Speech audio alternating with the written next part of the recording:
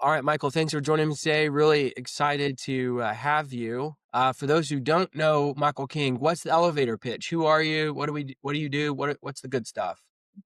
Yeah, I mean, it's my background is I've worked in ophthalmology for 20 years, and we help ophthalmology practices to grow their elective procedures such as LASIK, EVO ICL, and one that I'm very excited about is refractive lens exchange. I've been doing that for the last 5 years on RLE, and I have a lot of experience there. But what we do is we don't just run one-off campaigns. We help build repeatable education first systems that help support the patient through their entire journey, not only before their consult, but actually after their consult, and then also helping them to be a good referring patient as well. And so a lot of what we do is we're constantly optimizing and really focusing on what we can do to help the patient on making their decisions and being able to choose your practice for their procedure. Love it. So, why are you so excited about RLE, and what do you think the real specific and kind of unique opportunity is for practices right now around RLE? I think just to call the proverbial elephant in the room, this last year was a very challenging one, I think, for practices, especially on the LASIK side. But if you just do a simple search right now on Google Trends, you can see that LASIK volume is kind of waning a little bit, but refractive lens exchange in the last 3 months has had the highest search volume in the last 20 years, right? Hmm. And so what you've got is that you've got a lot of people that are over the age of 50 that are frustrated right now. They're problem aware. They understand that they can't see as well at a distance. They can't see as well up close. And they're aging. They don't quite know exactly what the options are available for them. And so, what refractive lens exchange does is it helps them to get that visual freedom to live their best life. And it also prevents the need for future cataract surgery.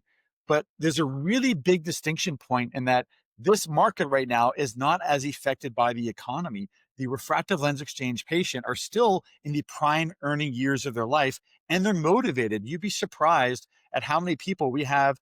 It's roughly a third, or over a third of our patients for clients have already had LASIK in the past. So there's this huge amount of people that are right now motivated to be able to see clearly, and they just don't quite know what the solution is. And that's where marketing and patient education comes in for refractive lens exchanges, how to help get that person from being problem aware to them being solution aware. And that's where I've been focusing, especially the last 5 years, and getting great success for refractive lens exchange marketing. It's really cool. If a practice were to really want to take RLE and this kind of unique opportunity that you're unpacking seriously, what would be the 1 to 3 things, or four, whatever it is? What would be Yeah. the things that you would encourage them to consider and to kind of do in terms of really moving in this direction? Yeah. Number one, as I would say, is you need to be able to commit to education beyond just what happens in your practice. What I mean by that is that if you're just trying to rely on the consultation to do all of the work, it's not going to be enough, because what you've got is you've got people that, again, don't really know what this procedure is. And so if you can be educating people before they actually schedule a consult, even after they schedule a consult, and even if they aren't even ready to schedule surgery, use those as opportunities to be able to educate the patient. And that consistency, and especially using video content, really can make a difference. That's number one. Number two is to build a clear and dedicated RLE patient journey, right? You can't just bolt it on to your LASIK journey or to your ICL one. You need to build a dedicated refractive lens exchange or custom lens replacement journey, right? And it needs to be different than how you're educating a cataract patient. This is an elective procedure, and for many people, it can be between $12,000 to $15,000. And that investment, you need to build up a lot of value and help to educate that patient on why they should elect to have this procedure. So building a dedicated journey would be number two. Number three, and most importantly, I think, is to align your team internally around the story of what refractive lens exchange can do for a patient, because a lot of your staff may have not really been talking to patients about RLE. Maybe you've done just LASIK, ICL, and cataract surgery. If you want to be able to do refractive lens exchange and to do good volume at it, you need to have the entire team aligned, right? So we're all beating to the same drum, if you will, right? And patient education first. The patient is the hero, and we're their guide. And so I think that a final one I'd throw into there is building a scalable, repeatable system inside your practice to acquire those patients from paid ads. And I've had the experience seen behind the scenes of what it takes to do, $1 million a month for a practice in refractive lens exchange.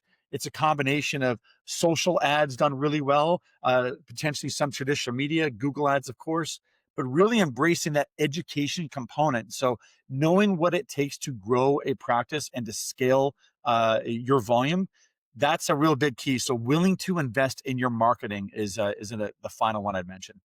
Mm. This is a very in the weeds question. And I'm personally just curious. What do you think is kind of like the bare minimum investment on the digital ad front? I think specifically for Google ads that you've seen that's necessary to get enough critical mass to make this worth it. Great question. On refractive lens exchange? Hmm. Okay. Here's a big key distinction. You probably aren't going to be growing your volume solely relying on Google ads for refractive lens exchange. Why? Because the search volume is still nowhere near what it is for LASIK, right? So you could potentially piggyback off of LASIK terms and be serving up a refractive lens exchange ad.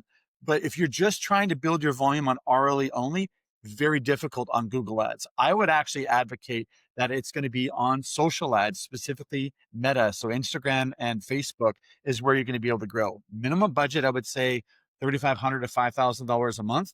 Here's the key is that I'm seeing right now that you can get a refractive lens exchange lead from anywhere from $8 to $15 a lead, right? Getting them to fill out that lead form. The big key that you want to look at is what is our conversion rate to a consultation, right? So you can get leads. Getting leads is not the issue right now with refractive lens exchange. It's how do you be able to nurture that lead and get them to actually go from what I mentioned earlier, being problem aware to then being solution aware. So we've developed a product that we're launching in 2026, a 7-day video series to help move that patient down their journey. So I interview a surgeon for 60 to 90 minutes. And we get answers to some of the most common questions that they have and use that video content all throughout their journey to educate that patient and accelerate the buying cycle. So the key though for RLE is that you can have from the time that someone becomes a lead to having surgery, it's longer than what it is for LASIK, almost 15 to 30 days longer, right? So we've analyzed all this data to know what the journey time is from lead to surgery. It can be upwards of 60 days. LASIK can be 30 to 45 days, right? So what you got to do is realize that you need to put your patient education first. It's not about just spending money right off the bat. I believe you've got to build the infrastructure inside your practice to be able to handle the lead flow, right?